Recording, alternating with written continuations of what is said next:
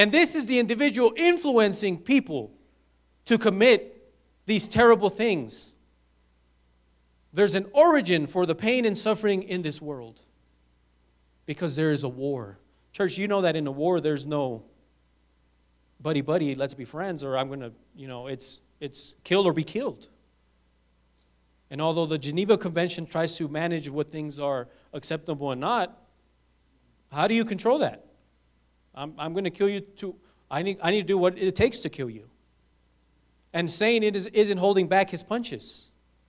So through the lens, and this is why I'm saying it's important to be clear on what the Adventist prophetic worldview is, because when you see these things, it's not time to panic and say, oh my goodness, what's going to happen? It's God has already revealed it.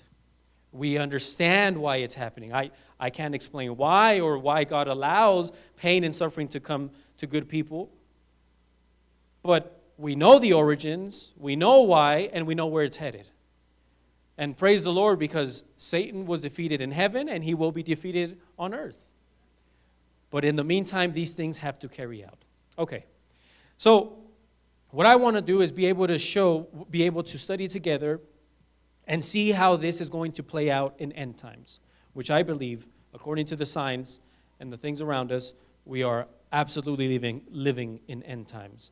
But I want to see a practical way, and I think God reveals through Daniel, because it's parallel to Revelation, reveals how this is going to play out in practical terms. In other words, how it's going to look, how this is going to happen, how that war is going to be waged on God's people.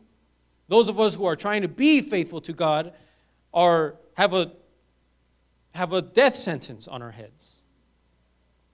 Those who are trying to follow God are targets of the enemy. The enemy isn't targeting someone that doesn't believe or care about God or Jesus. It tells us very clearly that his war is against those that are trying to be faithful and follow Jesus wherever he goes. And if you consider yourself in that group, you must know that you are a target. And so I want us to look at how that plays out and how that looks like in practical terms. So for that, we need to go to Daniel chapter 3.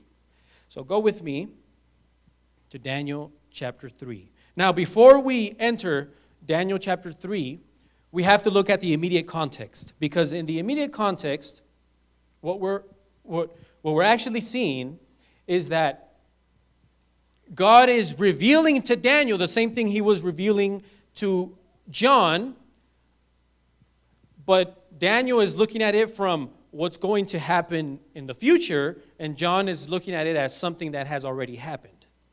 It's two different perspectives of the same message, or two different views of the same thing. And so in Daniel chapter 2, before we jump into Daniel chapter 3,